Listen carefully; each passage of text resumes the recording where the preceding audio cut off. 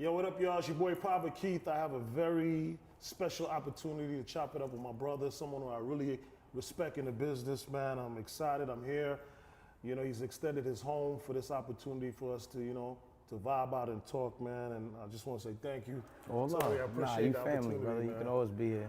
Big time. I know you haven't been interviewing lately, so this is, a big deal. Yeah, so I don't yeah. take We it just, lightly. I'm back.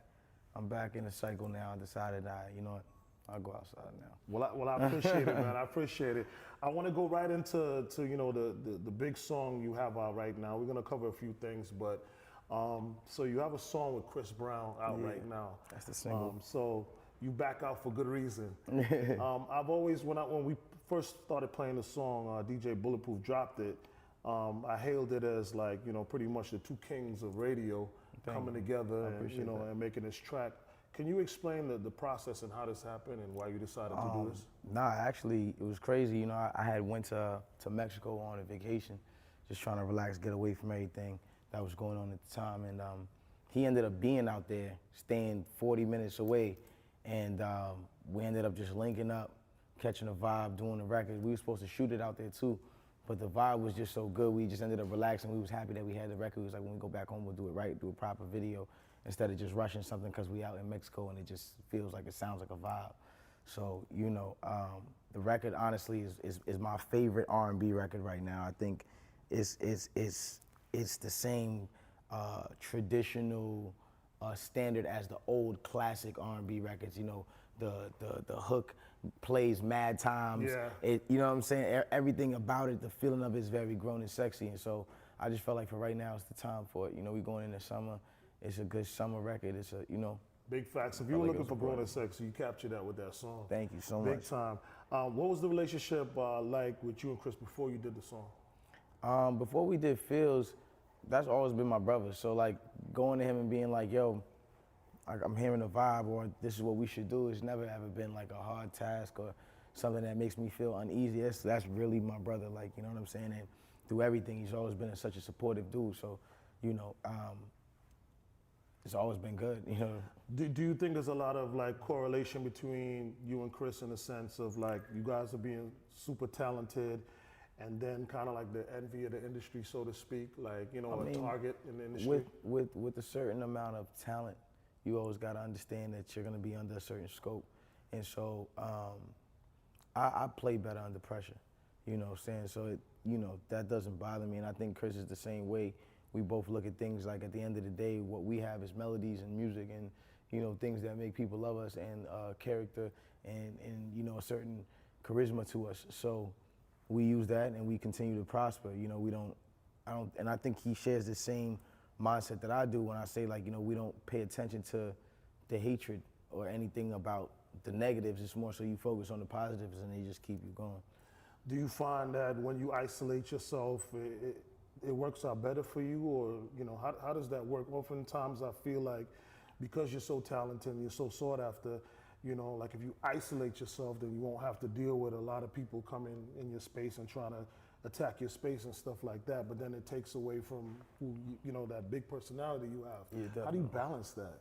I mean, I'm a people person. I'm not really one of those people who, was, I don't like to be around people, or I would like to be normal. Like, I like to go buy my own groceries and clean my own house and fold my clothes. Like, you know what I'm saying? Right. Like, I'm a normal person. So for me, it's nothing really to balance. I just kind of live my life every day. Whenever I want privacy and peace, I make time for that. Like, you know what I'm saying? I think a lot of artists, they clutter themselves with so much stuff around them because their life is so fast that they don't make time for, just peace. And I learned that just off of managing other artists, that it's not just about them just working and thinking that their work ethic is going to be exactly like my work ethic, or vice versa. Everybody still has to be nurtured to a certain extent, because at the end of the day, if you don't have time on yourself, you can't really give it to anything else or anybody else at 100% of what it's supposed to be. You know what I'm saying? How does it feel at this point in your career, coming from a space when I've talked to you before, knowing that when you were first coming out with your projects, nobody wanted to jump on the track with you. Now you're one of the most sought after artists that I'm sure your phone goes off on a daily basis with people wanting you to jump on their tracks. How do you deal with that type of situation coming from where you coming from now? I just take everything as a blessing. It's a blessing, you know what I'm saying? You never want to be the guy that, even if you're too talented or people are afraid of competing because they're looking at it like that, you kind of don't want to be the guy that just nobody wants to.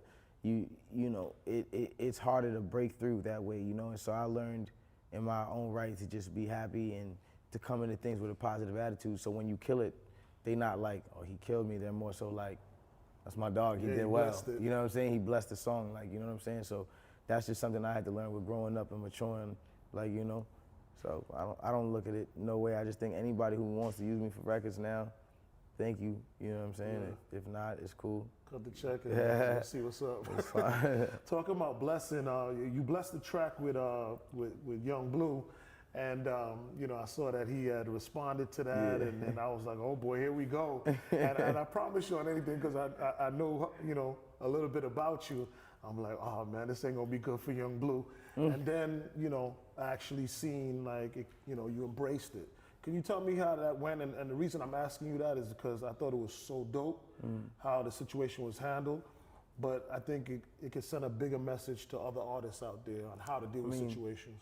The thing about it is what I've learned throughout, you know, the last couple of months is, you know, when the internet, or not even just the internet, but when people come together as a whole collective to give you shit, you gotta turn that shit to sugar, and you gotta be able to wear it and make it something that you're proud of.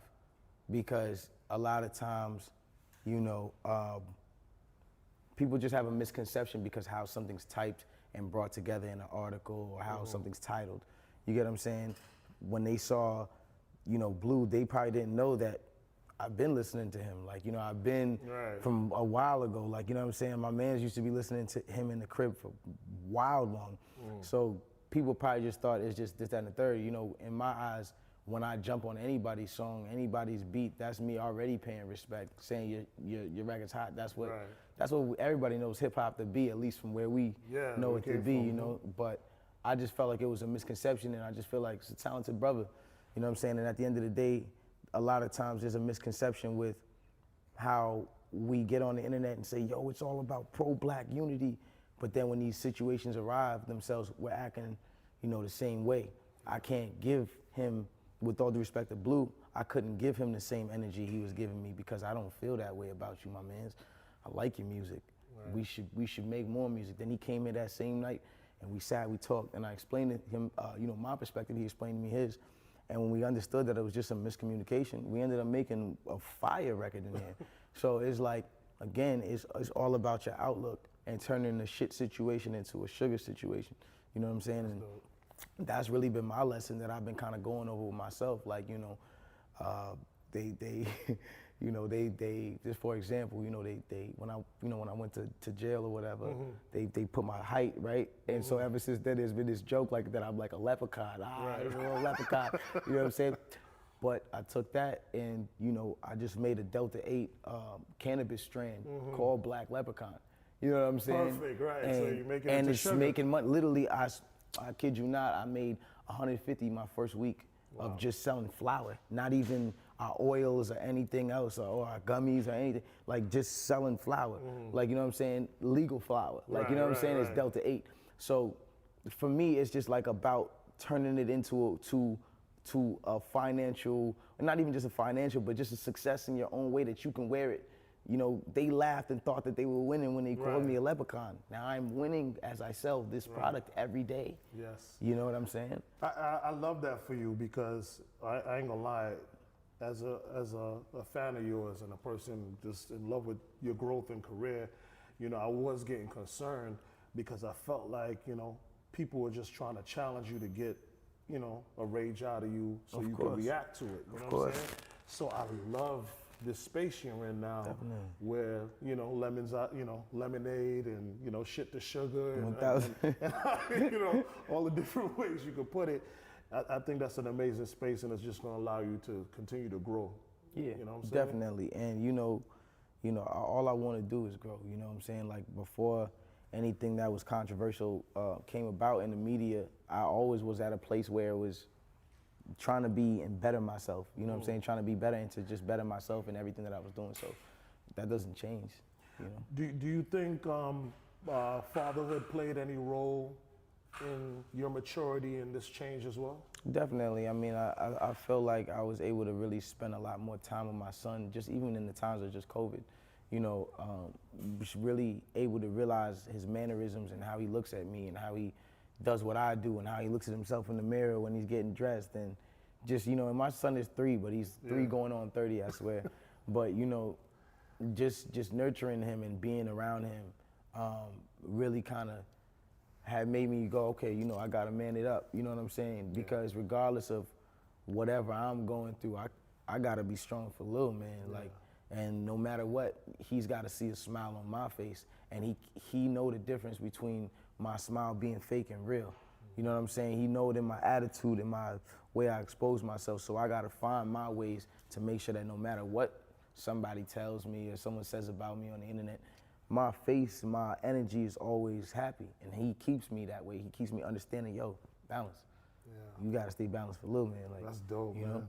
So. That's dope. Talking about, you know, the time and quarantine and you know, and what we all have been dealing with for over a year, it was rough for a lot of us. It was rough for a lot of artists. They couldn't hit the road. They couldn't do things. You came up with something pretty creative with quarantine radio that Thank kept, you so much. including me and everybody else in this room and half of the world, you know, very entertained. What was the thought process with quarantine radio?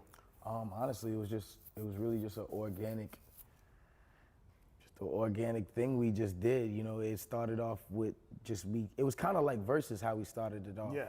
But it was not like our own songs. It was just artists putting on music like against each other, sound clashing, like R&B music. Me and Bryson Tiller, best R&B song, best white boy songs of the 90s, best, you know what I'm saying? All the stuff that we was doing. And then, you know, over a period of time, it just started actually becoming something with, like, and when I say a period of time, I mean a couple of hours. Like, I was on live and, you know, I just seen the viewers start going up. And as people called in and stuff like that, girls came on like, let me twerk, and then it just started getting entertaining. Boom, all of a sudden, you know, my man Saber comes out the room, he sees me, you know, sitting there with the quarantine radio mic and all of that stuff, and no, he gives me the mic, and you know, he sees what's going on my live, and he's like, whoa, like you got it going on, and he ended up being the ad-lib guy. That's the dude who's always doing the ad-libs. Yeah, you know, he was just kicking it one day, so he ended up being the ad-lib guy. He walked in and just ended up being the ad-lib guy, and it just had a flow to it, and you know, I took quarantine radio off before it ever got, I don't like to run things into the ground. Right. I love when things are tasteful and you just have good memories about it. You don't have nothing bad to say because we never had a moment where we got on and it just flopped. Right. It's just like every time we've done it, it's been quarantine radio. So, you know, I'm just happy about the success of it, and I'm happy that I was able to bring people positivity, joy, and just like, you know, happiness in that time. You did. You also gave other artists, because it morphed into many things. It morphed into girls dancing, it morphed into artists coming through. I remember Chris Brown tapped in, Drake, and you know, quite a few other people, and the numbers was going crazy. I even remember, I think I was on one time when I think the Instagram itself shut down. You know what I mean? And then you got back up and stuff like that. We was doing a lot of things, you know, even just, I don't know if anybody recalls this, but like I was, and I don't want to say the first because I'm not 100% sure about that exact statement, but I believe I was the first, if not one of the first people who did an actual virtual show first. Who had to show everybody like, yo, and I did it live on the live streaming when we had the social distance tour. You know what I'm saying? And you know, it's crazy to see that conspire into all of the live shows. Cause I literally remember when people were calling me and they was like, they were like, yo, I really want to see how this is gonna go because everyone's kind of wondering how we're gonna do shows. Like, and if this works, like, what are you gonna do? Is it gonna be awkward? Is it gonna be like, you know? And there was a lot of barriers that we were just breaking through. And, you know, I think just in that moment alone, just in those couple of months alone, it was just amazing to see all the things that we did in such a short time. Yeah, it was. And a lot of records were broken, and I think it morphed a lot of other ideas that people are running with to this day. Definitely. You know what I'm saying? So we all appreciate it. On behalf of all of us, thank you for Quarantine Radio.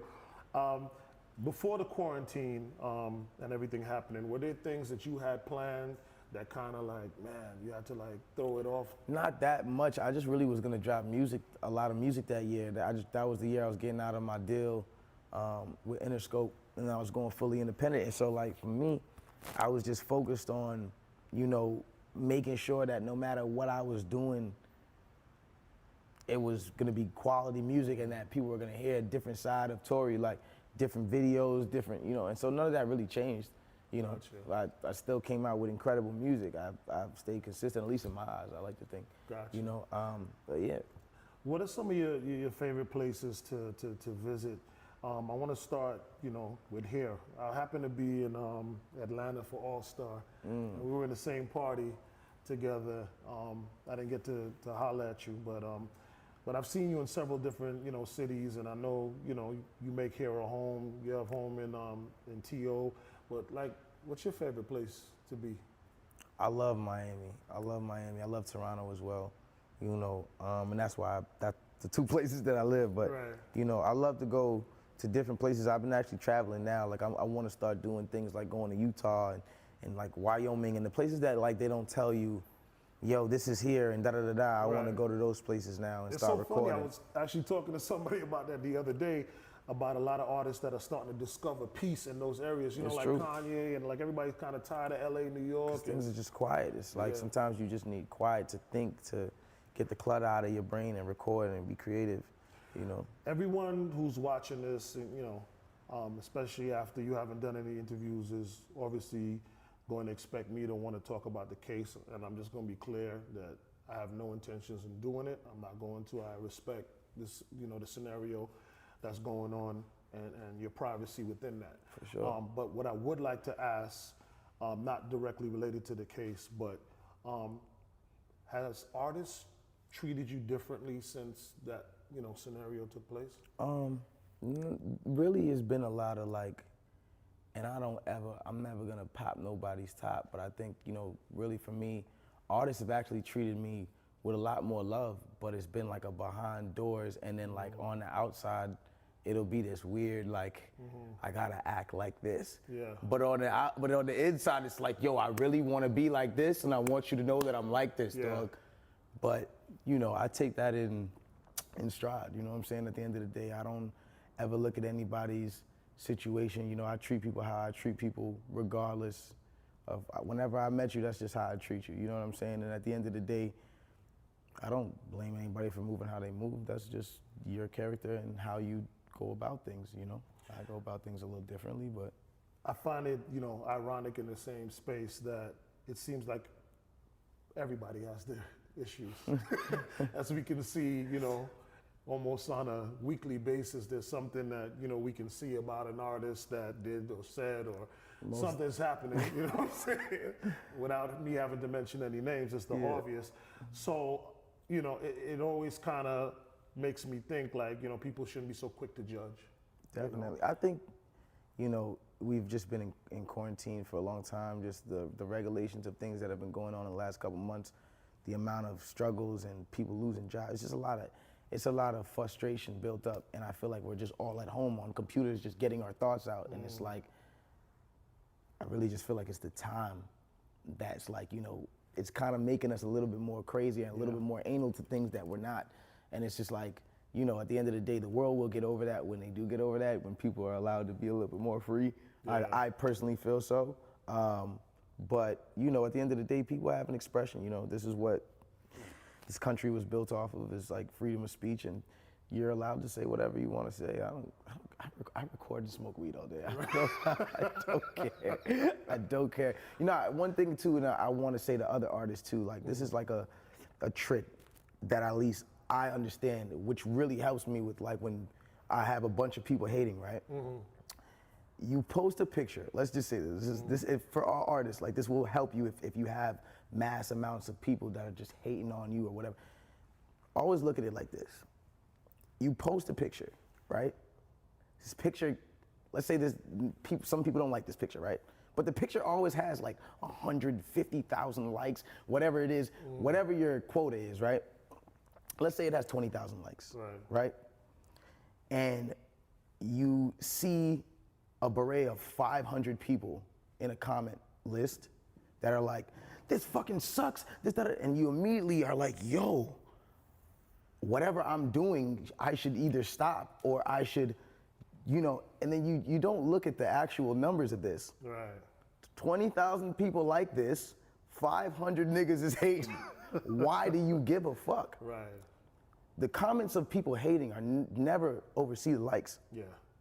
Because the thing about it is like, and that's case by case, but majority of the time when you're doing something, people aren't really looking at the era that you think they are. It's only those really analytic people that are just so on your dick that they're just looking too hard. Right. And those people feel so much of a way that they need to comment and say something. Mm-hmm. The people who love you are showing you they love you with their click, their like, their post, and you always look at your shit. If you have more likes than you have hate, don't switch it. Yeah. There's nothing wrong with it, man. Be you.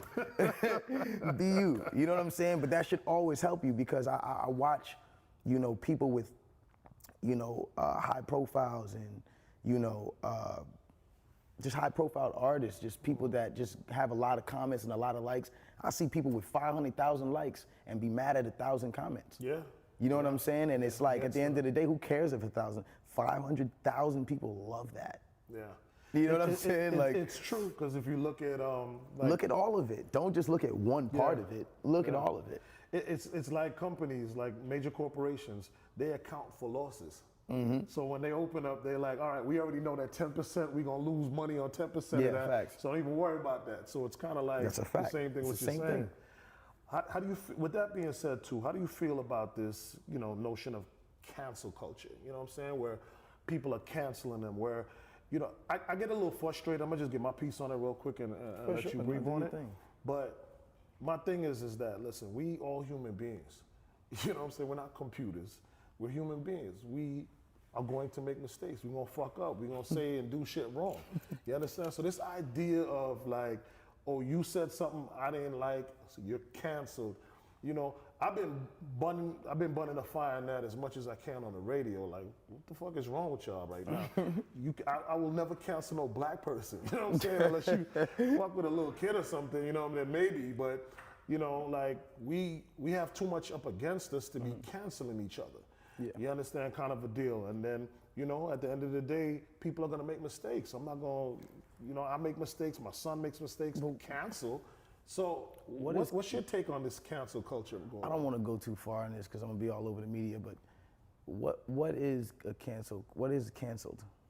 I've yet to see somebody that they say is canceled or like a thing that they say is canceled not be liked a month later. Right. Every single thing that they said was canceled was regular a month later. I think we should change the word from canceled to suspended or something. Like, you know what I'm saying? Yo, you're suspended, my nigga. Right. Like, you know what I'm saying? You need to sit down for some time and get your shit together. You're suspended for that one right there. But the word cancel, I just think it's used a little loosely. You know what I'm saying? Yeah. And regardless of the fact, I don't really think it should be used at all unless you really mean it. But here's the thing about meaning it. You can mean it, and this person won't mean it. People, again, have freedom of speech. They like what they like, and they love what they love.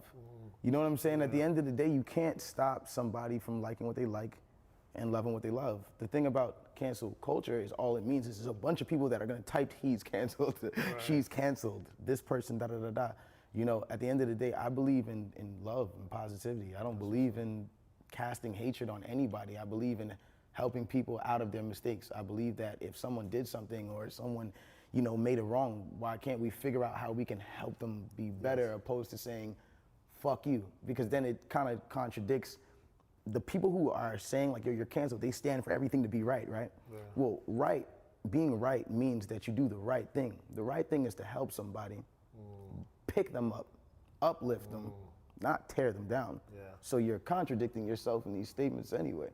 Which is why, for me, I don't really like to touch on this because it just doesn't make any sense. Nah, facts. I'm with you on that, brother. It just doesn't really make any sense. Tory, you're so multifaceted in your talent, in your artistry. From singing to rapping to battling. there's so many sides to you, you know? Do you have like a favorite side, or like how do you maneuver between the different styles that Tory has, and how do you know when to kind of go on one or deal with the other? Like, how do you deal with the many faces of Tory Lanez? Just me. For me, I try to prioritize what I feel like is important. The things that I don't feel like are important, I try to see the importance of them. When I treat people, however I treat them, I treat people how I want to be treated. So sometimes I even take myself back when I'm wilding on somebody, because I might get too harsh and realize, I wouldn't want somebody to do this to me. So let me tone it down. Certain things I just kind of give myself a self-reflection on before I approach a situation. And with all aspects of things that are going on, sometimes it takes that second to breathe and understand what's going on and then move into it. You feel me? What do you want to be best known for, you know? Like, what is the legacy that you would like people to remember about Tory Lanez? I just want them to know how I opened up the doors to innovation. Like, I feel like the only thing, regardless of whatever happens, I just want people to understand that I innovated a lot of shit, that I was the first to do a lot of things, and that with that, I opened up a door and said, everybody come in. I just want to be commended for that when it's all said and done, because, mark my words, beyond the music, beyond the entertainer, I promise, for black people just in general, just for not even just black people, just people in general, but mainly black people, people who come from where we come from, never had certain opportunities. The way I'm gonna open doors, not just in music, I'm talking about corporately, the way I'm gonna open doors for our community is something that can't be fathomed. You know what I'm saying? Unless, God forbid, somebody kills me, but I don't think that's gonna happen. Nah, I don't think so. So, my eyes and my angle is set on creating so many more tunnels which we can all go through. You know what I'm saying? And when I leave here, you're gonna just see a plethora of just wild, gateways that I opened up, and if you really pay attention to me, you'll realize that a lot of things I do, I'm the first one to do. But then some other guy who's like notoriety and famous and the celebrity will come see that shit and take it. You know what I'm saying? But I just never wanted to be forgotten where it comes from, because I actually am also the guy with notoriety and fame too. And my history is also paid attention to. So if it is, treat it as such, that's all. Can we take it back a little way back to your childhood? What was it like for you, like growing up? Did you have it rough? Were you moving around a lot? I find, and the reason I ask about this is, I find people who have such talent, it comes from something. It comes from a level of struggle or pain or something they dealt with from their childhood. For sure. That kind of like allows them to be so amazing at what they do now. Can you touch on that a little bit? For me, my life was very good, as far as me having both of my parents and having a big household. I'm the youngest of 6 kids. When I was 11, my mom died. That's what twisted my whole shit around. So when my mom died, I just started being very angry and upset, very rebellious, very, you can't tell me what to do. You were close with her? Very close. I'm the baby of 6 kids, you know what I'm saying? So it was these moments where basically, like, I would go to school, get suspended, I get expelled. I was expelled from every single school I've ever been to since 6th grade on. And there's probably like 139 was the number, 139 suspensions on my record. Oh my gosh. Yeah, because what they would do is that there's this one point when, like, I would go to school, they would suspend me for 3 days. I'd come back to school, get suspended on the day that they came, you know what I'm saying? And I would it just like for like a good 2-3 years, it was just like that. Like, so like there's just mad suspensions. Like then there'd be whatever school they sent me to, they'd suspend me to the What would you get suspended for? Bad behavior. I just didn't listen. And I was very smart, very intelligent. So I knew what I was doing. You know what I'm saying? Yeah. But because of those times when they suspended me and I spent so much time at home when all the other kids were at school, I always was writing. So when everyone was at school learning mathematics and all the things that I was putting words together on it with the instrumentals and the like when kids wanted the video games, I wanted the video games too, but I wanted the instrumental CD with the new beats. Like, you know what I'm saying? Yeah. Because I knew I was gonna be at home. Like, I knew I was gonna be at home. So that, you know, made my skill exponentially so much better than everybody because I got a head start. All of my high school and middle school years, I was just writing. Wow. So it's just like listening to everybody, listening to artists, writing. When you were a kid, who was like your favorite artist at that time? I looked up to my brothers. My brothers was dope, you know what I'm saying? Of course, Jay-Z, Nas, Right. you know what I'm saying? People like that, but my brothers was really the dope ones to me, like, you know what I'm saying? Like, I thought it was just so dope that somebody so close to me was rapping. What was their rap names? What was Mo going by? I can't even remember what Mo was going by. My brother was going by Brooks. I think Mo had a bunch of names, but he goes by Yoko Gold now. Yeah. And yeah, I mean, like, those two was, and you know, my brother Sos. So those three actually were just like, yo, I looked at them like, yo, these niggas is nice. Like, you know what I'm saying? Right. They put me onto all the newer music and stuff like that. Hey, yo, y'all have some Vaseline or something? My lips look wild dry right now because they feel Mine wild too. dry. Like, I just feel wild dry. Like, I just hope I don't look like Tyrone Biggums right now. Nah. Am I good? Yeah, you good, but I feel it too. It's like, yo, I don't know what's going on. I was But studying. just pass me some water. We just finished talking about the love and respect you have for your brothers, and we just finished talking about the artists that you respected coming up. You know, at what point did you know that you was onto something musically? Like, yeah. I would have to say 11 when I started. You know, I was just like, I'm gonna take this seriously. And once I set myself to saying I was gonna take it seriously, I felt like I was gonna be an artist. What was the first song, like the first real song that you came up with? I don't know. I remember my first rhymes. I don't remember the first song though. You know, I probably What was had your some first rhyme bullshit. about? My first rhymes is like, on the scene 13 and I'm covered with ice. This is the first one I remember. All right. On the scene 13 and I'm covered with ice. Red, purple gemstones, same color as rice. You know me, rhymes hit hard so they ain't nothing nice. I got shorties to see what I need with a wife. I got shit like that. It was hard though. I ain't gonna lie, it was hard because I was colder than everybody else at that age because I was from 11. That song would be a hit today. Yeah. So with that, you know, with that, I know you got into like battle rapping. Can you talk about that? Like, you know, that whole time when you were battle rapping? All my life, I just wanted to be the best. Like, you know what I'm saying? As far as just competition-wise, I always wanted to show whoever they said was the best that I'm better, I'm da-da-da-da. That's the way I looked at it at the time. So, you know, when we was doing that, I was just trying to show my city that I was, like, super nice. You know, when I came to Brampton, I started living in Brampton, Flower City and shit. My style was different. I wasn't a Flower City type nigga. I was a different type nigga, you feel me? Like, I was from America. So going to the B and doing certain things and rapping, they didn't understand, like, why I was so cocky. And so, like, it would really make, a lot of them didn't like me out there, you know what I'm saying? But, you know, I grew up just like, that's how it was when I came in from America. I was living in America first. So, you know, that's what we was doing out here. So, you know, I brought that culture just into Toronto, like, it just, people just either liked it or they didn't like it, but me, I was always on it. Was there anybody back then that we know in the industry now that you were, you know, that you ran into or? I mean, I'm not sure if you know him or not. There was this kid named Tech Rhymes who turned into this dude named Toby. His name is Toby though. You know what I'm saying? That's what he goes by, right? Nice. Yeah, he started singing. He started singing. Like, yo, this man tried to sing, like, real talk. Yo, you tried to take. Nah, just play. Nah, you know, I had to get him with that because he got me with that exact line in the battle. Back in the days when I was singing, I'll never forget it. I used to sing. I was singing before everybody.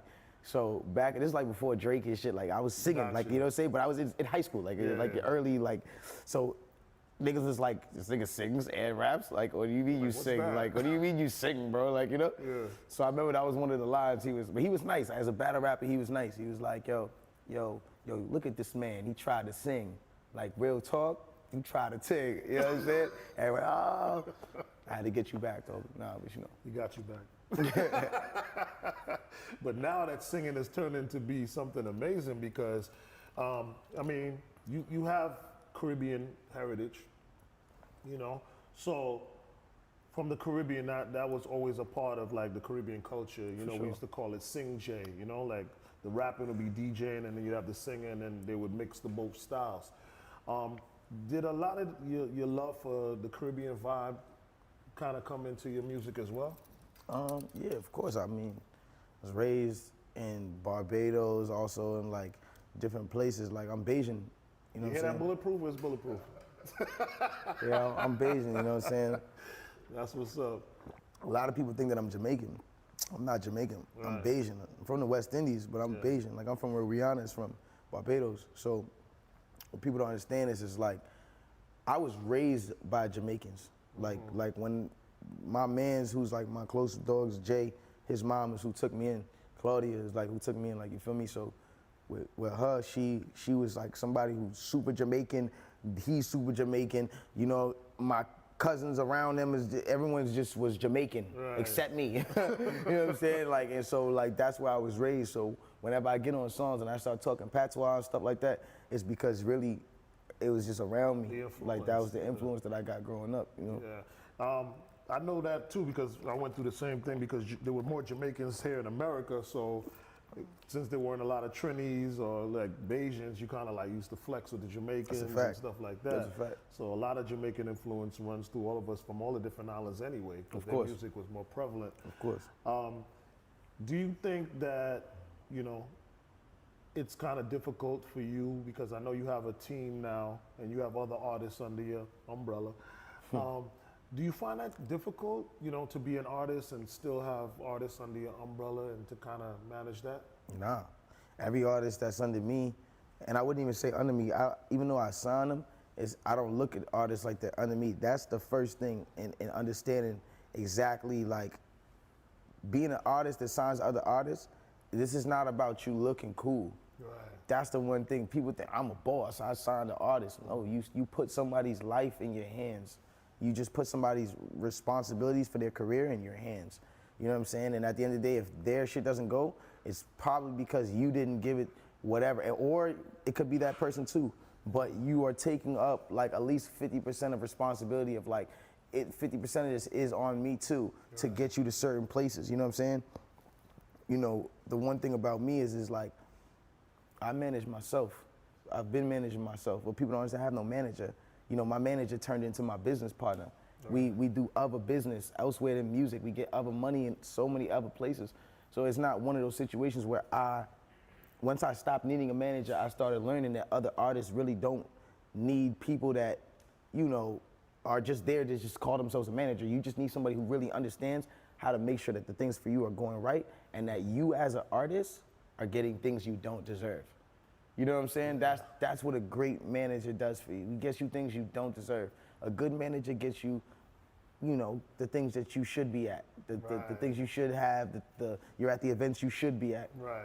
Great manager gets you in that room you should not be in. Dog. Like, you know what I'm saying? Like, should not be here with these guys over here, you know? Yeah. But, you know, I always strive to just remind myself the same way that when I was with any of the labels that I've been with, to never ever treat them like they're anything less than a priority. You know what I'm saying? And because of that, I find my way to prioritize what I need versus prioritizing what they need. And everybody gets what they gotta get. Everybody's flourishing. I'm so proud of VVS Ken, kid from Orlando, you know what I'm saying, that had nothing, you know what I'm saying? Just seen him get verified randomly the other day, like, you know what I'm saying? Like Davo, Melly, Mariah, Poppy Yer, and what's about to be Manson, who's about to come out. I'm so excited just like to see what this is about to turn into full fruition. Like everybody's doing something. Poppy Yer made 3 of my hottest records, even just by production, not even on his artistry stuff, just by on his production. Broken a Minute, Jerry Sprunger, The Take, you know what I'm saying, with Chris Brown. Broken a Minute. Yeah, for sure. He made one of the best, still going to this day. You know, Mariah, every single time she's just doing records with Lil Baby, the hottest artist in her city. She's from Atlanta. So you know Lil Baby like Jay-Z to them. You know what I'm saying? Like, but just seeing her do that, coming out with a fresh album and seeing so many new people just embracing her, fresh, hot females in the game that are really just embracing her. Same thing with Melly. Melly just got on Beyonce's commercial with the Ivy Park with the music. She just did a song with Wayne and came back with the one with Black. It's like everybody is just doing things, and I'm just like, I watched all y'all come from nothing. Like I watched all y'all be nothing, like, you know what I'm saying? And so it's all about me nurturing their slow grind and nurturing them as artists and making sure that I'm not looking at them as they're under me, I'm looking at them as they're beside me, and they're my label mates, and whatever I can do is my resources to help them and make them understand that even if there is people that do help to manage on certain areas and aspects, like, you know, I always will make sure that I'm still co-there if I can't be fully there, you know what I'm saying? And if I can't be fully there to do it by myself, then I'll put somebody there that you can respect and trust and that is gonna look at your best interests, you know, and that's just what I do, you know. Man, this has been amazing. I want to just take an opportunity. I want to give you some gold roses, and then I want to ask you one more question, and then we can wrap it up. For sure. I want to thank you again for this opportunity here today. It really means the world to me. I think this is one of the highlights, and will be one of the highlights of my career. Oh, and thank you. The reason I'm bringing this to you and the gold roses to you is because, you know, sometimes the littlest thing in your mind to you, like, oh yeah, I'll give Papa Keith this interview, could be my world. You know what I'm saying, so to speak. And I respect the shirt, by the way. Thank you, man. Thank you. Thank That's you. fine. Thank you. It's a new thing I got called Picture on a T-shirt. Yeah, Remember that's the song fine. from Piccolo? Put your picture on a T-shirt. Yeah, I remember that shit. Yeah. So I decided to launch. I'm a serial entrepreneur. I like that. Yeah. So it allows me to share some great moments that I have, which was, you know, interviewing you and your team. But not to digress, you know, I want to thank you because that's who you are, you know what I'm saying? Like, it's the little things for me. Sitting in your Rolls Royce truck and burning a spliff, you know what I mean? Like, those are things that, you know, I live for, those memories that, believe it or not, I could tell my son and stuff like that who look up to you. And you give me those opportunities. You know, not to say that other artists don't, but you're really good at it. And you're really mindful in how you operate and deal with people, and you make people feel welcome and all those different things. Always. And you don't have to, you know what I'm saying?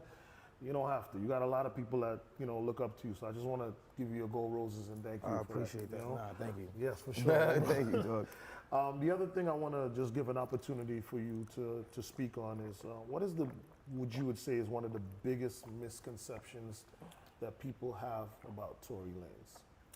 I think people have this thing where they think that, like, I'm, like, arrogant, or, like, I think my confidence gets misconstrued as cockiness. And I just want people to understand, like, when it comes down to me just doing what I believe is my craft, I just want to be the best at that.